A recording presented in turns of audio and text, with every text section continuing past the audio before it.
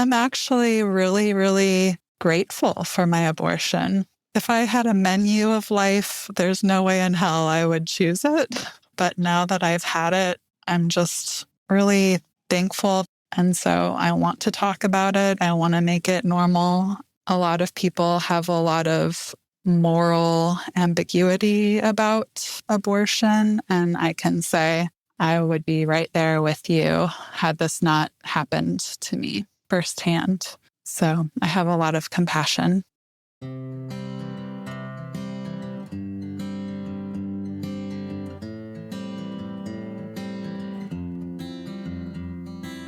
That was today's guest, Sarah. Hi, everyone, and thank you for joining me. My name is Nandita Bajaj, and I'm the host of Beyond Pronatalism, Finding Fulfillment with or Without Kids, an interview series in which, through intimate conversations with women and men from diverse backgrounds, I explore how they are courageously and creatively navigating pronatalism, the often unspoken pressures to have children, whether from family, friends, or the culture at large. In each episode, I dive into personal stories with people who are forging unconventional pathways to fulfillment, including redefining what family means to them, whether that means being child-free or childless, having biological kids, adopting or fostering children or animals, or creating close-knit communities of friends and loved ones.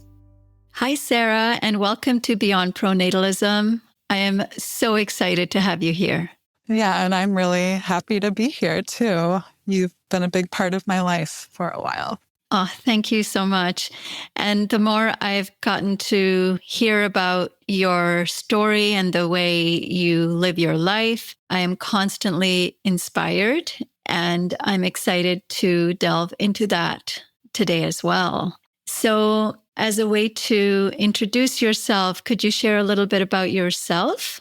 Sure. I was born and raised in the Midwest of the United States, and I really enjoy the Mark Twain quote who said, "When the world ends, I want to be in Cincinnati, Ohio, because they're always 20 years behind the times." And I feel like that's a really good way to share how some of the things that I have to say might sound antiquated, but it feels very true still. Yeah, I'm nearly 40 years old, so almost menopausal. Woohoo! And I live in a tiny house in a town, and I really try to refrain from the traps of modernity. Well, that's a great description. And I want to go deeper into the Cincinnati, Ohio quote. Can you start by telling us a little bit about your upbringing? And what were some of the pronatalist trappings of that upbringing, if any? Yeah, so I grew up in the rural Midwest, and my childhood was very quaint. 2 parents, an older sibling, so there's 2 of us. And we had dinner together every evening and went to church every Sunday. And on vacations, we would often go to state parks. And it was there that my love for the outdoors began. It was kind of like a refuge. And there was a lot of yelling and bickering in my house. And so going outside and laying on the ground and being around trees who stand in the same place their whole lives, that was just very, very reassuring and soothing for me. I don't think I really had much persuasion from my parents to have children. I found out later in life that my dad didn't really want to have children, but my mom really did. And so she convinced my dad to have children. So I didn't get anything from my father, of course. My mother would say things like, "Oh, you'll understand when you have your own children." Or she, as a young person out of college, she did some traveling. And so she kind of encouraged us girls to also have pursuits before. She would say things like, "Before you get married and have children." So I guess there was kind of an undertone of course, you would someday get married and have children. But I think she was a little too effective with me. In my 20s, all I wanted to do was travel, and kind of had all of these peak experiences. In my late 20s, I decided to join the Peace Corps, and I was stationed in a lottery of a country, and there they eat a lot of rice. So the first part of Peace Corps, you stay with a host family, and in order to please them, I would eat just all of the rice they could give me, and it was a lot. So I grew very big and I hold my weight in my belly. So when I went to the town where I ended up living, I later learned that my town had a rumor that I was pregnant because I looked very much pregnant.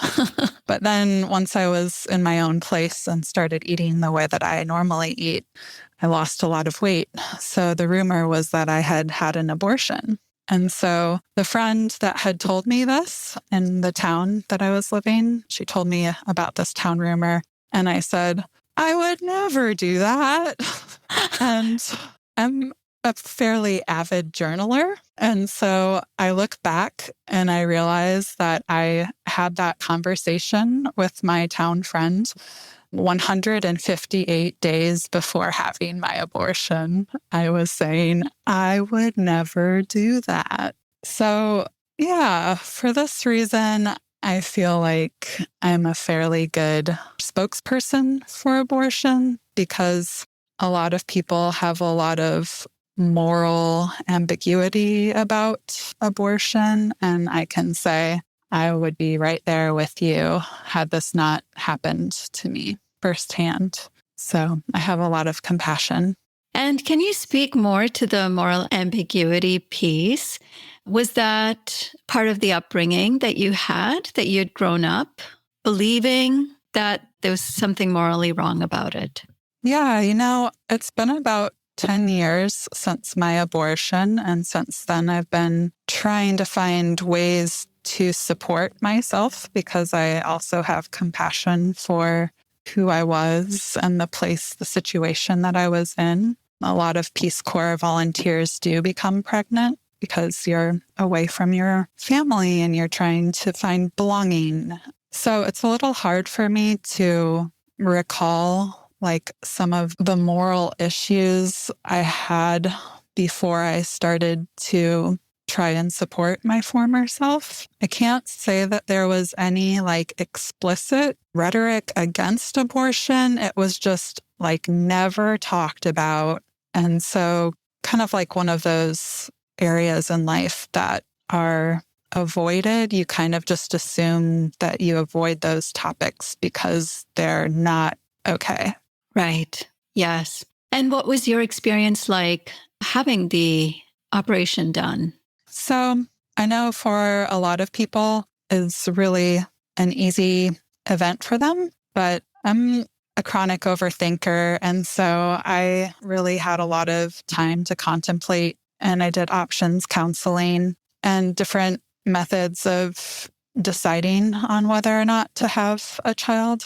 One of the ways that I tried to decide was I went on this really long walk across the city that I was in to get to a park because, again, nature it's like how I connect with the divine. So I wanted to have that input. And I had a notebook with me. And as I walked through the city, I kind of did a tally mark, yes or no, for did I think that it was wise to bring a child into the world? And so this walk was fairly long. I think it took me about 2 hours to get there. And overwhelmingly, there was no tally marks. And I remember one of the no's was I saw this group of children being led to a playground. That playground had a wire fence around it, and the children were being led on a rope. It was just a very sad scene to me of kind of the mass hurting that is done for children. And there's not enough time to be individuals or have true interactions of play outside of fences. But I didn't tell my family right away that I had had an abortion or that I was even back from Peace Corps. Yeah, I guess the shame factor. So it ended up being a very, very lonely time, very dark. And I, decided to both terminate the pregnancy and terminate my time in Peace Corps. So I was like out of a job and a house all at the same time and away from this dream that I had built of living in a different place and experiencing a culture that wasn't mine.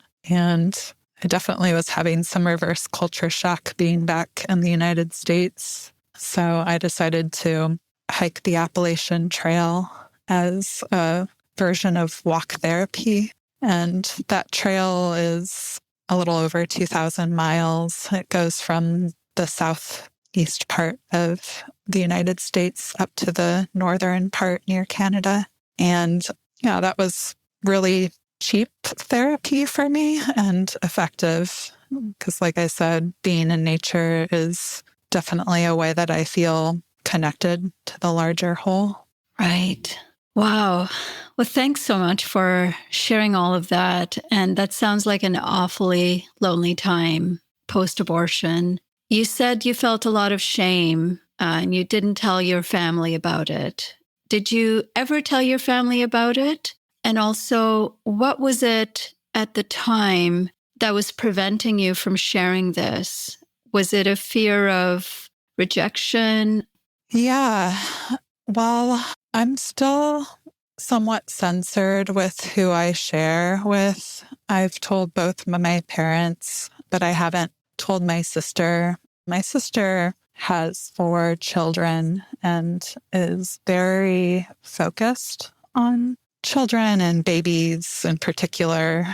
So I think the shame is somewhat that as I was silent about my abortion, the things that my family was most eager to share with me were things about my sister's kids. And so I knew children were kind of like this exciting part of their lives. And that juxtaposition of my secret loss and my sister's status, it's fairly prevalent in my life, even still.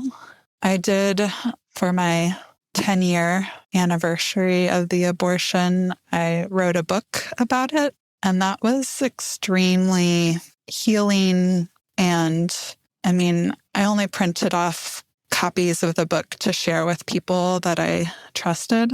But when I got the book delivered to me, at first I just wanted to put it in the nearest dumpster. But then I was like, no, people will find it in the dumpster. I've got to burn them. But I didn't. I ended up sharing it with some trusted people in my community. And that's been just so amazing to have people that, I'm not sure what their views on abortion are. In fact, even a lot of liberal people that I'm around, they still don't really know what to think about abortion, or maybe even overtly say, this abortion is not something that I condone. So having them hold my book that talks about it and having people have a person in their life that they know and love who has had an abortion, I think has helped some people to understand the need for it. And it's just been really nice to know that I'm still supported by a lot of people, even if my shaming secret is out there now. So I recommend that for anyone. Just put your secrets in a book and put them out there. I love that. And it must have felt so vindicating afterwards, because it's amazing that even 10 years after the abortion procedure, you still held on to that shame. And even after you put it out there in a book, you were still self-censoring and carrying that shame. And I love that you followed through with distributing it to some of the people that you felt close to, and that it had such a liberating impact. After having gone through this process, what is your relationship to your abortion today? Yeah, my relationship to my abortion today, I am actually really, really grateful for my abortion. If I had a menu of life, there's no way in hell I would choose it. But now that I've had it, I'm just really thankful that first I am part of this kind of unspoken community. Like 1 in 4 people will have an abortion in their lifetime. And I feel like I am somewhat of a privileged white person. And so to be able to speak about abortion openly, it kind of needs a person that has some padding behind them. And so I want to talk about it. I want to make it normal. It's also kind of connected me to discrimination. I think there's a lot of really fiery feelings out there. So I feel like that puts me in touch with something that, again, as a white person, it can be hard to tap into in this country. And with my book, I've started doing speaking at schools, and that feels really good. Before my abortion, I don't think I knew a single person who had had an abortion. And so I was really doing this thing all alone. And I wonder, when I'm presenting to students, it feels like some students have already had abortion as part of their life experience. And so to have this person standing in front of them talking about it, for me, that would have been really beneficial to have someone like that in my life. It also goes to show how pervasive the abortion stigma is in culture.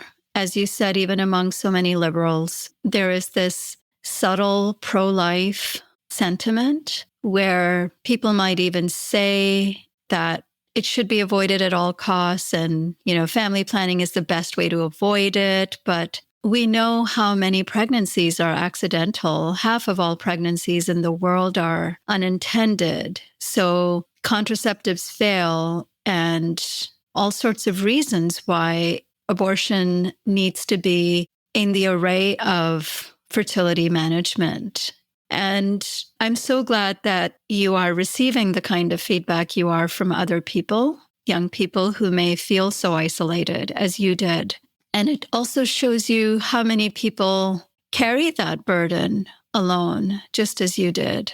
Yeah, I like what you're saying, though, Nandita. Like abortion, I feel like is so much more prevalent than we know. There is so much silence about it. I started researching the history of abortion for my book, and specifically abortifacient herbs. And there's hundreds of them. It's almost kind of astounding that humans were ever able to conceive when we were using those plants. And I have this theory that if we think about the prevalence of abortion throughout history, I kind of attribute it to that is the reason that has kept our population to a reasonable size. And if we hadn't had it, then we would have exceeded the Earth's capacity for human life a long time ago. And so I kind of feel like if you're alive right now, thank someone who's had an abortion. That's such an interesting point because we've had a few other researchers on the Overshoot podcast, who've spoken about the prevalence of fertility management throughout history. There's kind of this notion that birth control or fertility management started really with the advent of modern contraception, and that before that, women specifically, didn't know what to do and couldn't control their fertility. And that's totally not true. As you're saying, there have been throughout history so many ways through plants and herbs to control our fertility and to practice self-abortion. Yeah, I was raised in the Christian faith, and even in the Bible, there's a book called Numbers, and in chapter 5, it details a priest giving bitter herbs to a woman to have an abortion. So it's been around for a very, very long time. There's certain plants that have gone extinct because of overuse. They were so effective in preventing pregnancies. And it also tells you, back on the population question, is when given the opportunity, women choose to have fewer or no children and control their own fertility. And we are seeing that trend today. And people are having fewer or no children. And the institutions of power that depend on population growth are freaking out for that reason. Independence or feminism or gender equality are all threats to that system. So stigma holds a very powerful role in maintaining that control over reproductive decisions. Punishment, shaming, self-censorship are all different controls that are used by these different institutions to keep us from having that community of empowerment, right? Talking to other people about abortions. Like, why did you never hear, from other people who had abortions when you said 1 in 4 people have gone through that procedure? This past summer, I was a part of a new group, and they had us introduce ourselves by saying something that was unique to us, which was a fascinating way to get to know people. But I said, I've had an abortion. That's not unique to me, but we don't talk about it. And so this was probably a group of about 40 people. And no one really said anything during our session. But afterwards, the person sitting next to me was like, yeah, that thing that you mentioned, me too. And I have no regrets. But the fact that, she couldn't even say the word abortion, that thing that you mentioned. That is such a good example. Well, that is such a cool journey. And I also appreciated what you said about during that really lonely time, that nature was your source of strength and healing. You did that trail, the Appalachian Trail. Do you want to say anything more about that? Sure. This summer, I just had a 10-year reunion with some of the people that I met on the trail, kind of meet up with people that are at your same hiking pace. And for me, as a single woman who is choosing not to have children, it is really important to find family in other ways. And so these people that I met 10 years ago, us reuniting to hike again, they're family, and that trail is family. I really enjoy the term more than human kin. There's just so many things that we can consider family. And, here in the Midwest, only progeny kind of count as family, but that is very limited. I love that too. And speaking of kinship, now that you've spoken so much about how grateful you are about your decision to have had that abortion, how would you describe your life today, your status today, in terms of your kinship? I really try to live a very simple life. Yeah, I'm really trying to keep in mind that specifically in the US, our lives have a very, very huge ecological footprint. I've chosen a lot of limits for myself. Yeah, I like to think of myself as a modern day explorer, and some of the things that I'm exploring is just going against convention of our times. So I choose not to have internet in my house, and I went for a really long time without having a phone, about 2.5 years. I just picked that up again recently. I did a bicycling trip across the United States, and so I needed a phone for that. I most often walk places. I do have a car because the Midwest is rather sprawled, and I'm just trying to consume less and less. I never online shop. I don't have things delivered to my door. I'm aware of this video call right now and the data centers being put up near where I live. Well, I love the freedom that not having children gives me. I find more and more that I just really enjoy the quiet, and I feel like that is an increasingly rare commodity in this world. So, yeah, I feel like my life with children would definitely be a little bit more chaotic than it can be without children. I like the calm and the solitude that comes. Sometimes I work so much, like 2 or 3 jobs, and other times I don't work at all on a job that gives me money. And right now I am not working for money, but I'm kind of honing my skills of writing, which has been a passion that I've had since I was a little kid, but it doesn't necessarily pay money. And so I can feel free to take that little pause in employment and do that. I have to say, though, I still really question meaning of life and fulfillment of life, so much so that I thought, I can't be interviewed for this podcast. It's all about people that have figured that out. And again, I think it is somewhat to do with being in the Midwest. So many things are focused around children. So a lot of people my age,